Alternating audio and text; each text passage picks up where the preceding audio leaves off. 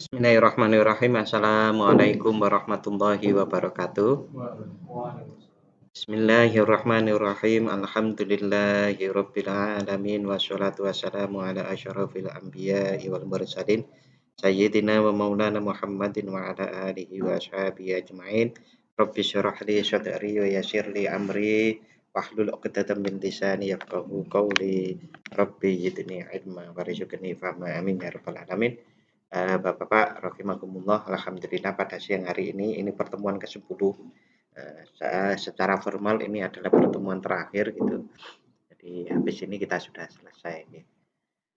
Yang pertama kita melanjutkan diskusi kita yang kemarin. Kita mulai terlebih dahulu dengan membaca basmalah.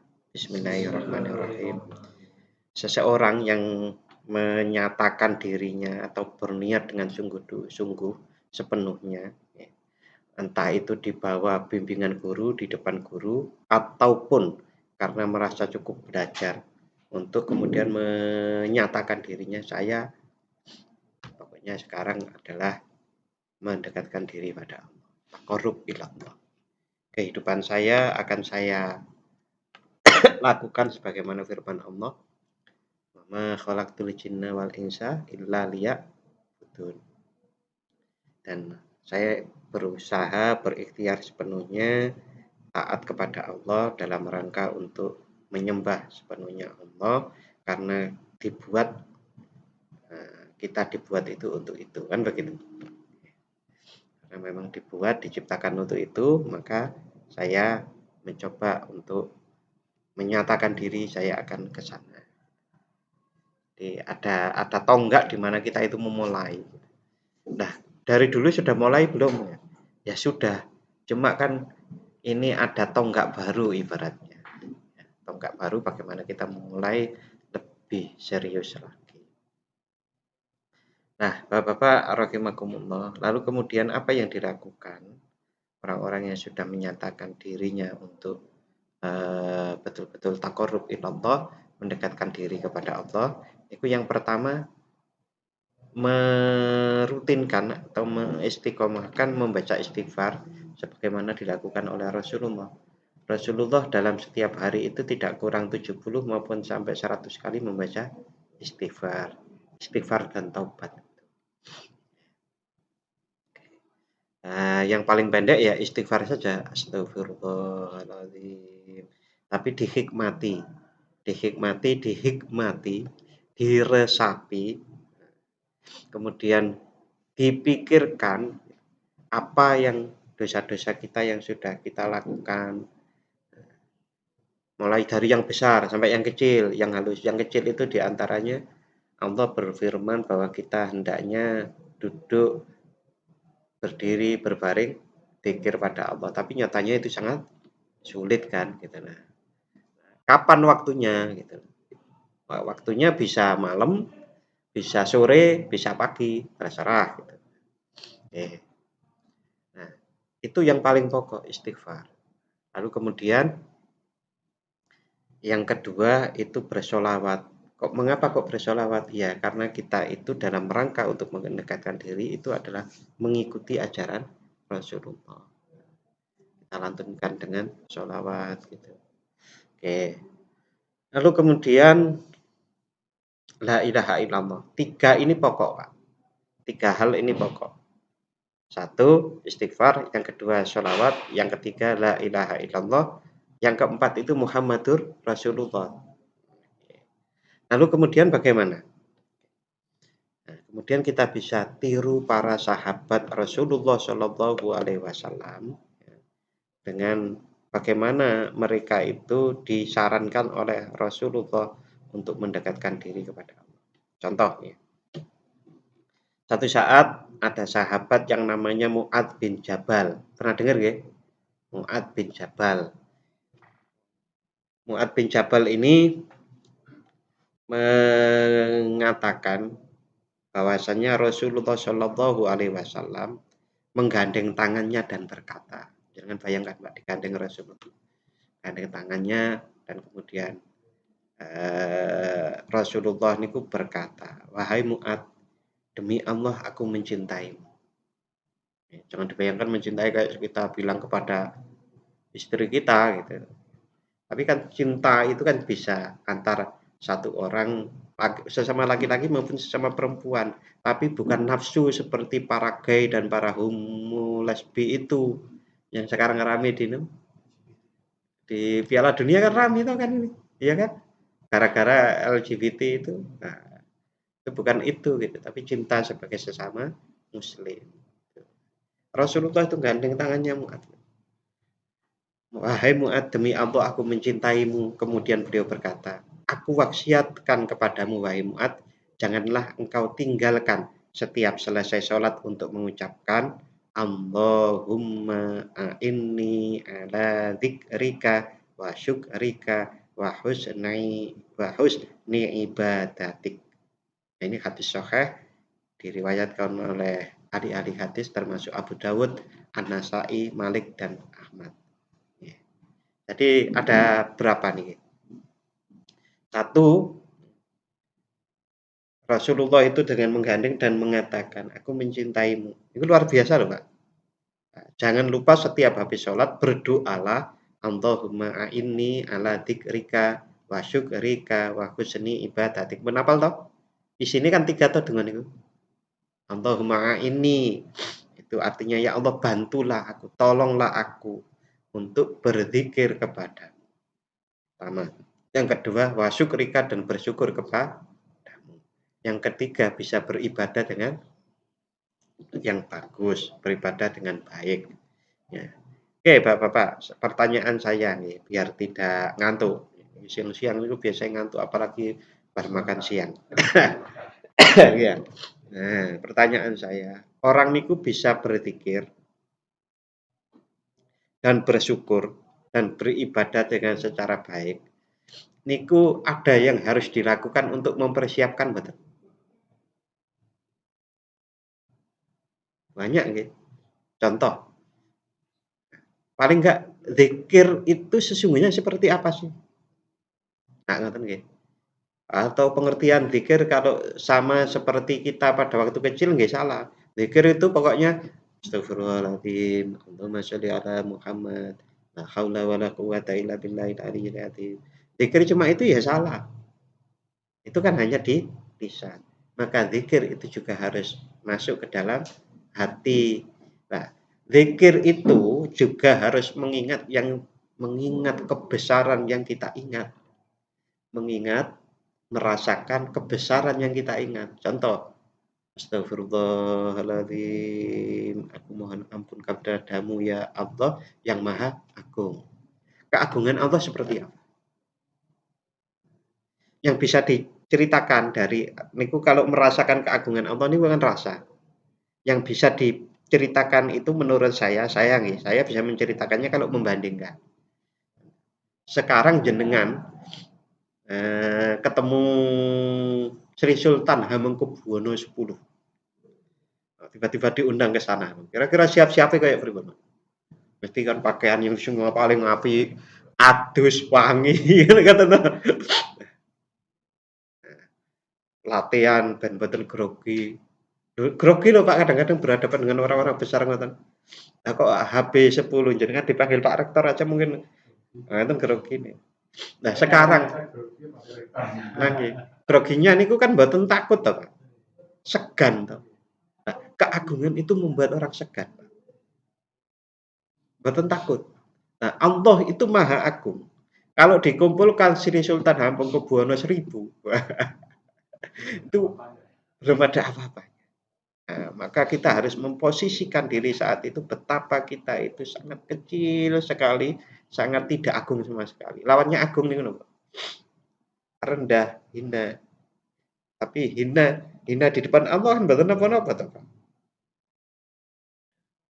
Maka pada waktu minta ampun itu astagfirullahaladzim itu wis salah, mohon ampun kepada Zat yang Maha Agung, kita merasa kecil niku biasanya cepet nangis.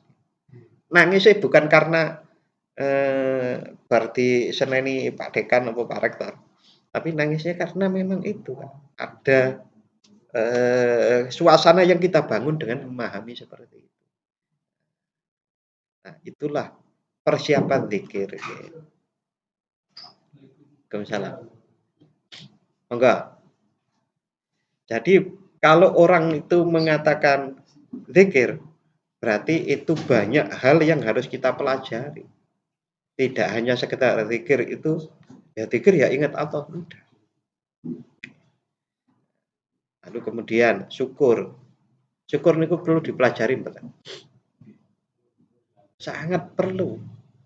Yang perlu dilakukan diantaranya kita memahami syukur sesungguhnya itu seperti apa. Kita biasanya mengatakan syukur itu dengan alhamdulillah. Alhamdulillah niku artinya segala puji bagi Allah. Tapi kita saat dipuji orang senang.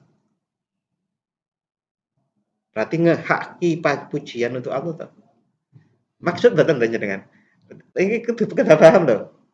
Segala puji bagi Allah. Kalau kita dipuji orang senang, berarti kita menghaki miliknya Allah. Gak boleh senang loh Pak, kita dipuji ini. Karena segala pujian itu miliknya Allah. Kita nggak punya segala loh Pak. Jenengan bayangkan. Jadi semua pujian itu miliknya. Maka kita dipuji ini buatan sakit. Nggak boleh senang. Nah, kalaupun senang itu senangnya adalah alhamdulillah. Orang itu memuji saya, tapi yang sebetulnya adalah untuk Allah. Berarti bagian kita enggak. Langsung itu sebetulnya adalah pujian kepada Allah. Karena apa? Apa yang kita lakukan pinter namanya. Baik, rajin, dermawan, baik hati, tidak sombong kata anak sekarang. Itu yang ngasih kan Allah.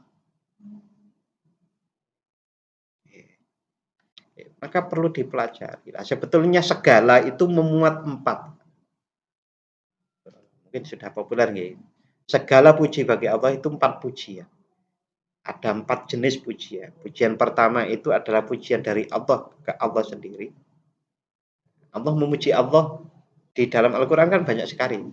Ya seperti kita, seperti Allah mengungkapkan aku maha kuasa, maka sembahlah aku. Itu kan memuji. Ada pujian dari manusia, dari makhluk kepada Allah. Kita seperti kita mengucapkan alhamdulillah. Ada pujian dari makhluk ke makhluk. Saya muji panjenengan. Nah, itu hakikatnya sebetulnya itu milik Allah. Karena yang dipuji itu pasti buatan Allah dan atas pertolongan Allah kebaikan-kebaikan. Nah, yang terakhir itu adalah pujian dari Allah kepada makhluk. Ada enggak pujian dari Allah kepada makhluk? Ada. Allah memuji Rasulullah. Innaka ala khuluqin azim. Sesungguhnya engkau Muhammad di atas akhlak yang agung, akhlak yang baik. Nah, itu kan memuji Rasulullah. Tetapi Rasulullah kan buatannya Allah. Segala itu 4 jenis paling enggak ini itu adalah milik Allah. Nah, maka kita kalau dipuji orang itu juga sebetulnya adalah pujian yang seharusnya untuk Allah, bukan untuk kita. Nah, karenanya enggak usah jadi besar. Itu sebetulnya makna al gitu. Jadi alhamdulillah. Al itu maknanya 4 itu tadi. Segala itu 4 itu tadi. Itu makna al saja seperti itu. Dalam tafsir disebutkan seperti itu. Nah, maka kita kalau bersyukur kepada Allah itu jadi lebih sungguh-sungguh. Lebih sungguh-sungguh betapa Allah itu mencakup semua pujian. Nah, kemudian pujian kita itu seberapa dibandingkan pujian yang besar itu. Berarti pujian kita itu kecil sekali loh Pak. Para muji ya terus orang kemudian kita terlalu bangga sejak muji.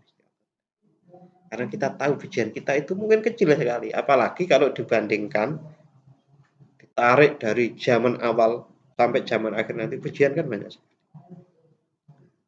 Semua milik Allah. Oleh karenanya di antaranya Ya, kalau orang sudah menyatakan dirinya mau taqarrub ilallah, menuju Allah, ingin mencintai Allah, gitu, maka yang dilakukan adalah tadi tiga nggih, istighfar, sholawat, la ilaha illallah Muhammadur Rasulullah. Kemudian para sahabat, tadi lanjutannya begini, para sahabat itu melakukan apa saja? Di antaranya berdoa setiap habis sholat, Allahumma a'inni ala dzikrika wa syukrika wa husni ibadatik. Lalu kita mengupas tentang doa itu tadi gitu. Allahumma a'inni, tolonglah kami ya Allah agar bisa berzikir, bersyukur dan beribadah dengan baik. Nah, doa niki alhamdulillah saya mendapatkannya sudah lama, bahkan kalau ditulis saya gitu, kemudian saya memperoleh dari siapa, dari guru saya, sanadnya itu sampai ke sahabat Mu'ad bin Jabal. Monggo Pak. Oke. Kemudian wasiat yang diberikan oleh Rasulullah kepada sahabat yang lain itu berbeda. Oke. Tadi itu wasiat ke sahabat yang namanya Mu'ad bin Jabal. Sekarang wasiat kepada sahabat Abu Hurairah maupun sahabat Abu Darda. Diriwayatkan dari Abu Hurairah yang bercerita. Abu Hurairah bercerita, orang terbaik bagiku yaitu Nabi Muhammad SAW mewasiatkanku 3 yang tidak boleh aku tinggalkan sampai aku wafat. Ketiganya adalah puasa 3 hari setiap bulan atau ayyamul bid, sholat duha, dan tidur dalam keadaan sesudah melakukan sholat witir. Itu wasiatnya. Kok beda? Mengapa berbeda? Kok berbeda-beda? Karena setiap orang itu memang tidak sama kekhususannya. Yang sama itu yang wajib yang harus dilakukan. Rukun iman, rukun Islam. Sunnah-sunnah itu sebisa mungkin yang sesuai dengan diri kita.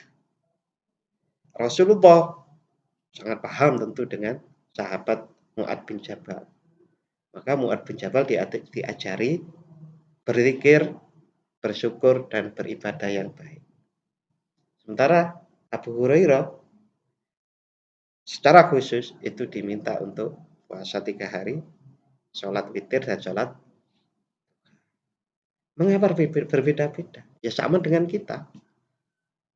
Mungkin di antara kita ada yang lebih pintar matematikanya, lebih pintar bahasanya, lebih pintar seninya, lebih pintar bersosialisasinya.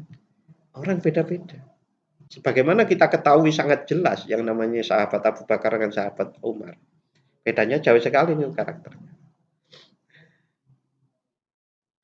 Allah menganugerahkan beragam jenis amal itu karena diantaranya Allah membimbing setiap orang niku berdasarkan kecocokannya masing-masing atau bahasanya niku chemistry loh. Ada orang yang sholat, misalnya sholat khusyuk, pengon poso banget. Abot tenan pokoknya jenenge poso. Ada wong itu enggak poso sunnah loh maksud ini. Kalau poso wajib enggak usah dibahas lagi. Ini yang sunnah. Ada orang yang senengannya sedekah. Tapi kongon poso banget. Kon salat angel. Ya salat puasa ya itu saja. Tapi sedekahnya banyak. Ada orang itu seneng keliling gitu, silaturahim. Mungkin nek kongon poso ya angel. Mau silaturahim, ngopang-ngopi. Tapi silaturahim niku. Nah itu kan kalau kata Gus Ba kan lebih baik daripada nang barbar. Ngombe minum-minuman keras. Nah, dalam bahasa yang lain, setiap orang yang dianugerahi oleh Allah, kesunahan yang khusus-khusus seperti itu. Sebetulnya itu tanda seseorang akan dibuka hatinya untuk menerima ilmu tentang Allah lebih baik. Sehingga pembahasannya balik lagi. Sehingga kita menyaksikan bersaksi tidak ada Tuhan selain Allah itu lebih. Saat ini nek ditanya, nah jenengan saya apa ya yang pas? Bisa jawab betul? Ada orang niku sholat, sholat tahajudnya, sholat witirnya, ada yang sholat duhanya, ada yang puasanya, ada yang sedekahnya, ada yang silaturahim, ada yang bakti kepada orang tuanya. Oh, jenenge orang tua ini wis cak. Itu semua itu adalah sebetulnya kekhususan-kekhususan yang dengan hal itu orang bisa membuka atau dikanugerahi terbuka hatinya untuk menerima ilmu yang lebih lebih tinggi lagi tentang ketuhanan. Tentang itu bahasa lainnya itu memang rifat, mengenal Allah. Nah, bagaimana kita bisa menyaksikan bersaksi tidak ada Tuhan selain Allah kalau kita juga tidak kenal Allah? Karenanya itu yang ada orang zikir banyak, dapatnya kemudian malah ketemu jin, malah mendukun umpamanya gitu ya. Malah kemudian tidak bisa move on dari situ. Sebagaimana sering kita ungkapkan, setiap tahap, setiap fase itu ada cobaannya. Sebagaimana kita di semester 1 ya kena ujian nih. Terus gitu Pak. Sampai terakhir ujian yang terakhir apa jadi munakosah gitu. Lah kita ujian terakhir naik kuliah kan ngoten.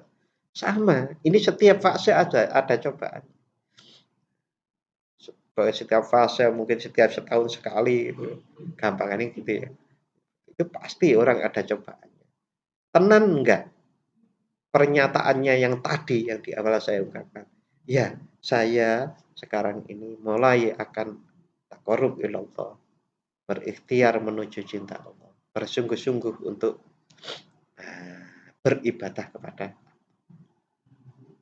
Kalau pernyataan itu sudah diucapkan, niku godaan pertama niku biasa nih Pak, diparingi duit akeh. Bar ngono diuji gak ono duit. Wah gini-gini, digini-gini.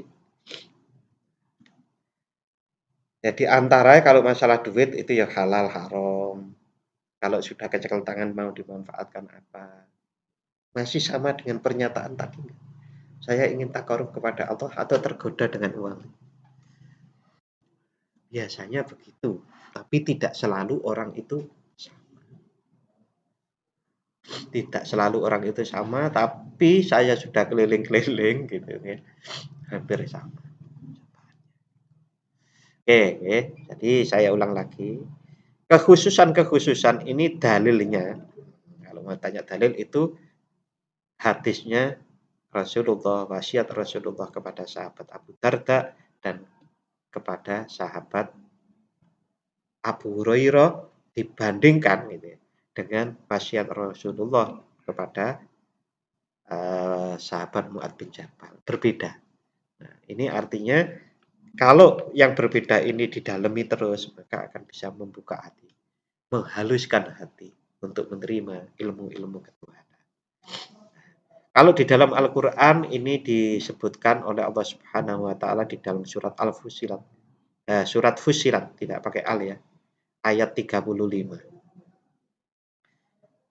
Wa ma yulaqaha illa alladzina sabaru wa ma yulaqaha illa dzu hadzin adzim. Dan sifat baik-baik itu tidak akan dianugerahkan kecuali pada orang yang sabar dan tidak dianugerahkan kecuali kepada orang-orang yang mempunyai keberuntungan yang besar.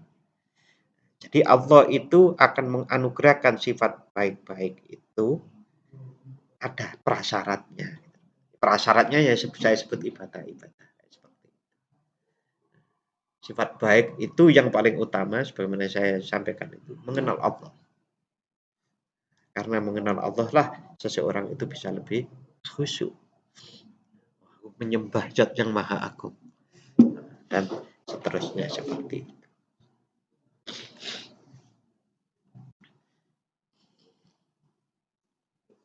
Nah, yang agak aneh-aneh biasanya ya yang agak aneh-aneh ya seperti kita bicarakan kemarin, macam-macam. Macam-macam itu ya diantaranya ada keistimewaan kalau mau menyembuhkan orang itu mujarab. Kalau mau minta turun hujan itu mujarab. Kalau mau nanem ditungake orang itu mujarab. Itu sebetulnya karunia sekaligus coba. Itu baru cobaan yang diberikan oleh Allah pada orang yang mencoba untuk istiqomah meniti jalan taqarrub ilallah. Tapi istiqomahnya masih kecil loh Pak. Bagi orang yang istiqomahnya sudah besar, maka hal seperti itu diabaikan. Contoh, dia dapat keistimewaan umpamanya doakan orang sakit mudah sembuh atau menghentikan hujan, menurunkan hujan. Kalau lobby kepada orang mudah, itu keistimewaan. Karena apa? Apa yang kita baca itu mengeluarkan nur, Pak. Nur itu cahaya, bawah nur. Nah, di antaranya ya bisa melihat jin itu. Bisa lihat jin, bisa lihat macam-macam yang tidak banyak orang bisa lihat. Tetapi bagi orang yang sudah meningkat, itu kemudian diabaikan. Karena tujuannya untuk tadi itu melakukan kesunahan-sunahan tadi yang sesuai dengan dirinya itu bukan bertujuan untuk mencari itu, tetapi dilakukan karena ingin taqarrub ilallah. Maka kalau seseorang niki keiket cobaan, maka dia berhenti. Berhenti di situ. Akhirnya jadi apa? Ya jadi mungkin kalau penyembuh ya jadi penyembuh dan banyak tuh Pak. Jadi dia memang deklarasi pernyataannya ingin taqarrub ilallah sampai situ, tidak melanjut lagi. Yang melanjut lagi ya contoh-contohnya banyak ya para sahabat itu. Para sahabat aja ada keistimewaan baca Fatihah bisa ngilangi racun tuh itu. Masih ingat ya? Oke, itu kan populer hal seperti itu. Nah, oke, satu saya ulang kembali. Seseorang yang sudah menyatakan dirinya untuk taqarrub ilallah, sholat yang wajib-wajib harus. Yang kita bicarakan ini adalah tambahannya. Tambahannya itu yang paling pokok itu adalah membaca istighfar dengan penghikmatan dirasakan, membaca sholawat, membaca la ilaha illallah Muhammadur Rasulullah. Syahadat yang terakhir. Lalu kemudian meneliti dirinya kembali. Ini kalau nggak punya guru. Kalau punya guru ya biasanya ditunjukkan. Kalau nggak punya guru, diteliti kembali mana yang paling klek atau chemistry. Klek. Saya itu pasnya itu umpamanya ya, zikir pada Allah dan zikirnya itu nggak usah diucapkan, itu klek. Itu rasanya saya mendapatkan ya klek pas itu. Nggak usah diucapkan. Itu umpamanya ada orang begitu, ya boleh. Saya pas itu kalau sholat. Dan sholat yang pas itu umpamanya bagi saya itu sholat duha. Bukan sholat tahajud, sholat duha. Iya, lalu deh mlebu bengi. Tapi pas. Pas. khusyuk, lalu memberikan ketentraman. Itu tanda yang pertama itu, Pak. Hati ini ikut tentram, tenang. Lalu nanti akan terjadi yang namanya dicoba itu tadi, cobaan-cobaan dengan keistimewaan atau kemudian cobaan-cobaan itu dengan kesulitan. Masih tetap enggak taqarrub ilallah. Kalau masih akan ditambah ilmu-ilmu yang baru. Ilmu-ilmu yang baru niku sebetulnya belum baru. Cuma saat baca Al-Qur'an itu akan memperoleh pemaknaan-pemaknaan yang lebih dalam. Sebagaimana kita membaca Alhamdulillahirabbil alamin. Saat umpamanya kita mendengar, wah ini ada Maulid Nabi, Maulid Nabi. Itu hati ini senang, tenang. Bukan bukan bukan seneng-senengan, bukan hanya diucapkan, itu seneng Bang. Mengapa? Iya, Rasulullah kalau nggak ada Rasulullah kita itu kayak apa? Itu jadi hati ini seneng. Kemudian umpamanya berinteraksi dengan bulan Ramadan. Itu sing jenenge Ramadan. Ramadan itu ya bahwa Ramadan itu rahmat. Ramadan itu pengampunan dosa. Itu terasa banget. Terasa, ya beda rasanya. Kan iktikaf kok bareng-bareng kayak. Rasulullah kalau ada gitu malah masuk itu. Iktikaf gini ya masuk aja lah. Ya karena sebetulnya iktikaf itu adalah untuk merenung, untuk muhasabah selama setahun itu di muhasabah di bulan Ramadan itu. Kalau banyak orang begitu ya akan terasa sulit.